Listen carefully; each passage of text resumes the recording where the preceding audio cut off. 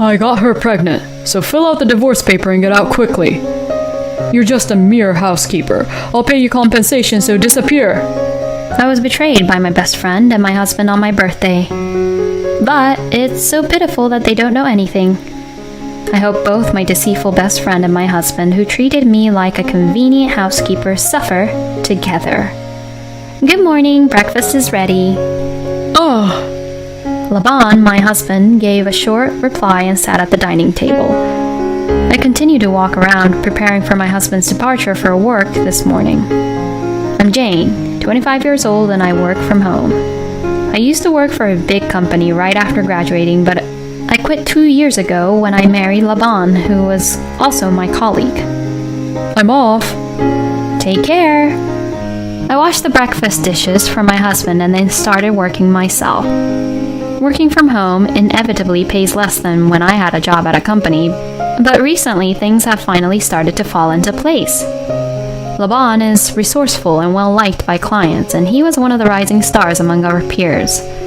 He confessed his feelings to me, and we started dating, eventually getting married after a year. Colleagues, led by our boss, Marcus, tried to persuade me. Are you really going to quit? However, driven by Laban's strong desire, I made the decision to leave the company. From now on, I'll support you financially. Although Laban assured me, the truth was that I still needed money, and starting remote work was a good fit for someone like me who enjoyed working. I spent my days juggling work and household chores, eagerly waiting for my husband to come home. I have been doing this for a few more years now. In general, it may seem like an ordinary life. However, I never imagined that it would all be shattered by a single phone call. Jane, you did a great job on this project as well, and there's hardly any need for revisions. Thank you for always providing meticulous manuscripts. No, I'm the one who should be thanking you for the support. After finishing the online exchange, I took a moment to relax. The remote work I do primarily involves writing. At first, writing internet articles was challenging, but once I grasped the tricks, it became easier. Now I have confidence in delivering work of considerable quality. Phew, I think I'll call it a day here. The advantage of remote work is being able to determine the workload by oneself. Today is an important day. I decided to finish work earlier than usual and prepare a meal. Yes, today is my birthday.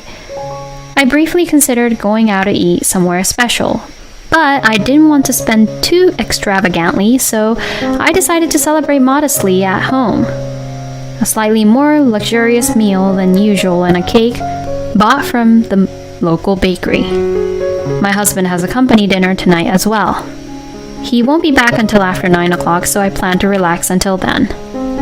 Oh, just when I was thinking that, my phone vibrated. Huh? Karen? Upon seeing that name, my eyes widened involuntarily. It was a message from Karen, who used to be my colleague. Karen, Laban, and I were in the same department and joined the company at the same time. Because of that, the three of us were close, and when I was still working at the company, we often went out for drinks after work together. Both of them were lively, although there were times when I couldn't keep up with their energy. However, I considered them both as friends. Karen made many mistakes at work, but as we covered up for each other, we developed a close bond. Although there were some challenging aspects, I couldn't help but find her likable in one way or another. I think I might have been Karen's closest companion as well. However, after I left the company, our communication gradually decreased and eventually ceased altogether. Well, that's just how relationships with people are. Especially when it comes to friendships in adulthood, they often don't last long. Having realized this, I felt lonely but didn't force myself to cling on to her. Karen knows it's my birthday. I wonder if she reached out to surprise me and celebrate. Thinking that, I felt delighted and reached for the call button. Hello, Karen, what's up? Oh, hello.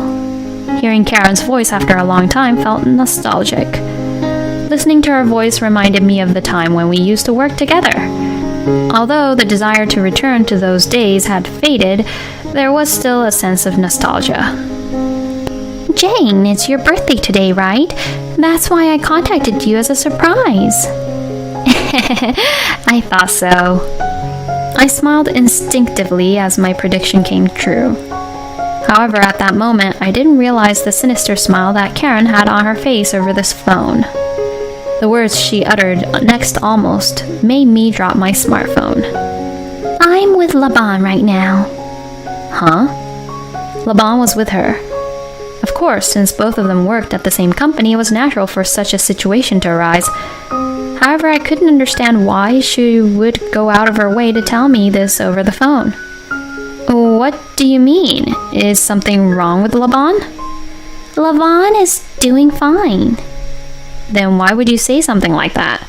As I asked, Karen's voice seemed to carry a hint of triumph. I meant exactly what I said. You're at a drinking party, right? If he's drunk, I can come pick him up.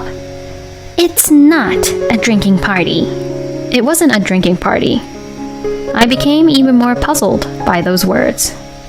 And with Karen's following statement, tension surged within me. We're at a hotel, just the two of us. A man and a woman alone in a hotel. Upon hearing that, there was only one possible scenario that came to mind, and I clenched my trembling hand around the smartphone. Are you saying that he has been cheating all along? Cheating? First of all, Laban has no interest in you. Karen spoke coldly. Laban and I have been deeply in love with each other for a long time. Those words made everything in front of me go dark. Karen was someone who could be considered a friend or even a best friend to me. Even though our friendship had faded, my feelings towards her remained the same. And now I learned that the person I considered as a close friend and my husband were having an affair. Is it true? Oh yes, of course. And there's another surprise for you. Given the flow of the conversation, there was no way the surprise would be something good. Karen spoke with a tone that made it clear she was mocking me. I'm pregnant this time. Will you fill out the divorce papers? Pregnant? Laban and I had never discussed having a child together. It's surprising how easily he ended up having a child with his affair partner. So, you've been betraying me all along. I finally managed to say it. Karen laughed and replied, Betrayal? Weren't you just a convenient woman for him? I had no idea that Karen thought of me in such a way. I had always believed that Karen also considered me as a friend. I stumbled and placed my hand on the table. The meal I had just prepared was already starting to cool. And Laban, you said he's there with you, right? Yes, would you like to talk to him? As soon as she said that, I heard rustling sounds on the other end of the phone, and the voice I heard this time was undoubtedly that of my own husband. Jane, happy birthday. It was the same words he said to me last night, but Laban's tone of voice was much colder this time. Laban, what does all this mean? Are you saying that you've been having an affair with Karen? Obviously, that's what it means. You can't even grasp the situation. You really are clueless. The reason Laban was attracted to me was apparently because of how I performed when we worked together as a team. I've always been attentive to details, and I've applied that in my work. Jane, you're really quick to grasp the situation, and I appreciate your attention to detail. During a celebration party for our successful teamwork, I happened to be sitting next to Laban, who approached me and said those words. I was delighted. That's not true. It's because of your bold thinking and creativity that we succeeded. Laban was the opposite of me. He was someone who looked at the big picture rather than focusing on the details. That's why there were times when we clashed in our team. However, I believe that it was thanks to those clashes that our work was successful. We were already close friends from the beginning, but since that day, we started to have a certain awareness of each other. Eventually, Laban confessed his feelings to me, and that led to our marriage. If you wait for me, Jane, at home, I can give it my all. Laban said that to me earnestly when I hesitated to quit my job. But it turns out that all those words were lies. Laban lets out a heavy sigh and says, Honestly, I never saw you as anything more than a housekeeper. You have no appeal, and I can't see you as a woman like Karen. I thought this was a good opportunity since she's pregnant. I'll pay you alimony, so don't worry. I do believe Karen was undeniable appeal as a woman. Even male colleagues at work would give her flirty looks, and Karen herself would boast about it. Laban continued further. I couldn't stand seeing your face every day. I feel relieved now. I was shocked to hear that Laban had such thoughts and to be directly told that. Meanwhile, it seems that the phone has returned to Karen's hands. She appears lively and is belittling me again. That's why I'm asking you to get a quick divorce, okay? However, after taking a deep breath, I asked as a final confirmation. Is that okay? Huh? Of course it's okay, isn't it? Karen seemed surprised by my unexpected response. I continued to speak to her. I'm renting this place, so I'll send your stuff there. Can you give me your address? Okay. Karen said it in a bewildered manner. Did she think I was making excuses for losing? Though truth of her assumption remains uncertain, I said, well, I'll hang up then. And with that, I quickly ended the call. And I looked down at the completely cold dinner, feeling completely detached from it. This wouldn't taste good unless reheated. By general standards, this would be the moment for me to shed tears, betrayed by both my best friend and husband on my birthday of all days. However, I didn't shed any tears.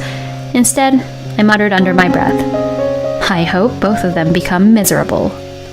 Yes, I know that both of their lives won't go well. It happened about a year ago. I received a call from Marcus, my former boss at the company. Marcus was a person of great integrity and generosity, someone I would turn to when I was in trouble.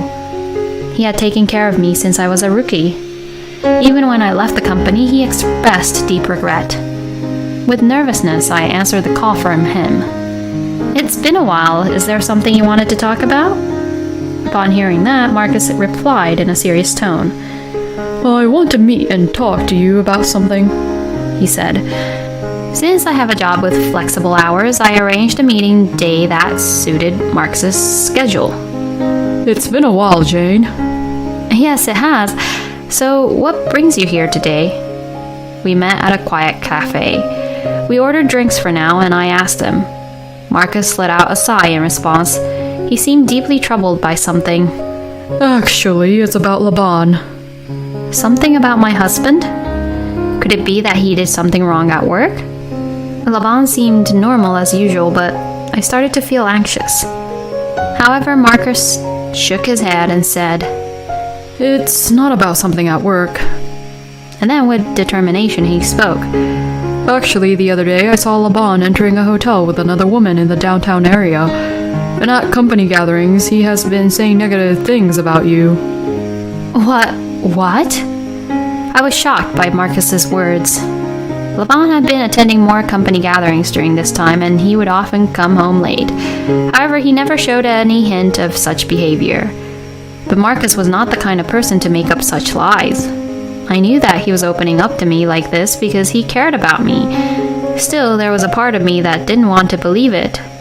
Thank you for your advice, however, I still find it hard to believe. That's understandable.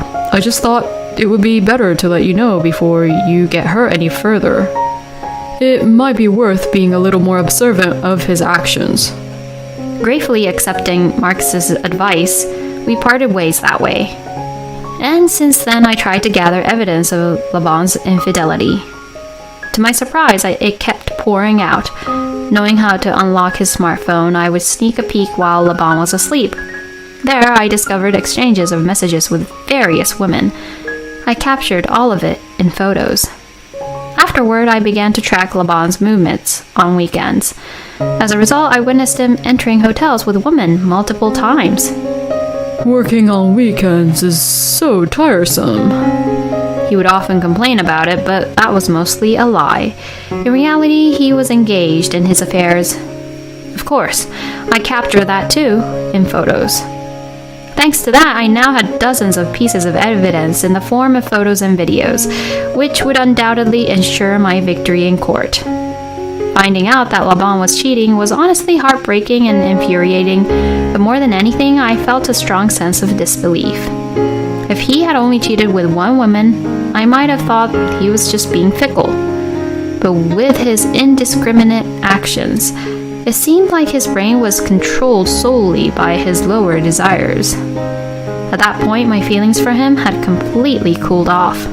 Laban had always left all the household chores to me, demanding perfection, while he attended countless drinking parties. So, it was not surprising that thoughts of divorce crossed my mind. I was shocked by the surprise from Karen because I never expected her to be involved with Laban. Laban's direct insults were, of course, hurtful, but once everything had surpassed a certain threshold, I began to think that the timing was actually quite good.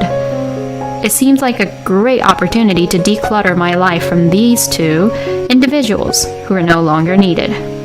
Later on, I sent Laban's belongings and the divorce papers together, and on Karen's birthday several weeks later, I sent her the evidence photos of Laban's affairs with other women that I had collected. Furthermore, I added a message to the package. I know it must be tough dealing with the debt repayment, but hang in there. Indeed, Laban had a significant amount of debt. Laban had an ambitious and daring personality, which led him to get caught up in gambling at one point. I learned about it after we got married, and I had been saving money to help repay it since there was no other choice. I believed as a married couple, we shared responsibilities and obligations. But as a divorced woman, I had no obligation to repay his debt. The money I had saved was in my own account, so there was no worry of Laban taking it away. What do you mean? Karen responded immediately. Don't you know, Laban has a massive amount of debt. I have saved some money to help with the repayment, but of course, I have no obligation to assist anymore. Karen, he's your husband after all. Do your best to help him repay the money. And then, I didn't ask for your opinion, okay? I received a message, but why did I even need to hear that? I ignored it and blocked Karen. And by the way, I had blocked Laban a long time ago. This truly marks the end of any connection with the two of them. I felt refreshed. By now, Karen must be confronting Laban. The thought of their interaction made me laugh. Months after the divorce, Marcus contacted me again. This time, it was through written communication rather than a meeting in person. It seems Laban and Karen are constantly fighting and living in the worst kind of marriage. It's no wonder. I had sent them all that evidence. There was bound to be animosity. But even so, didn't Karen imagine it?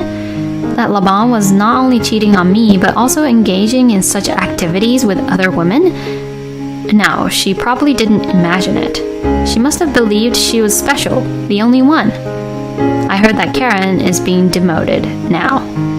I heard she was originally a candidate for demotion due to her constant mistakes. Perhaps her turbulent marriage further affected her performance.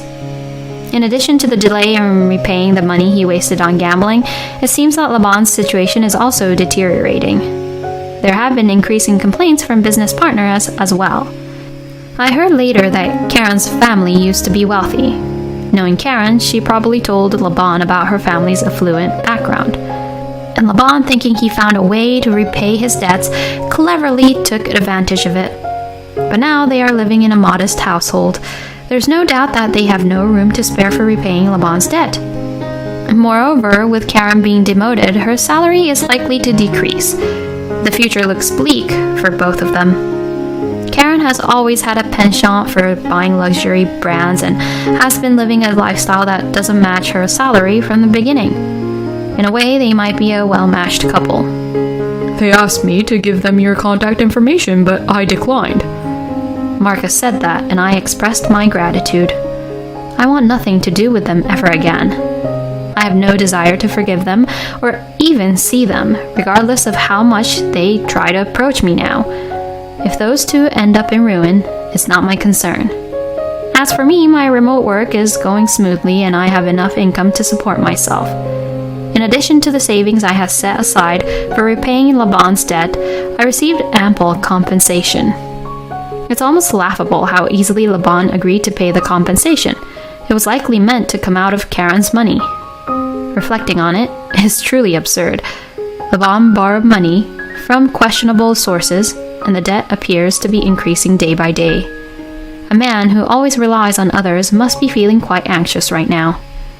I have plans for significant projects in the future, and I'm confident in living a stable life. My life is just beginning. I intend to make up for the past few years and find happiness.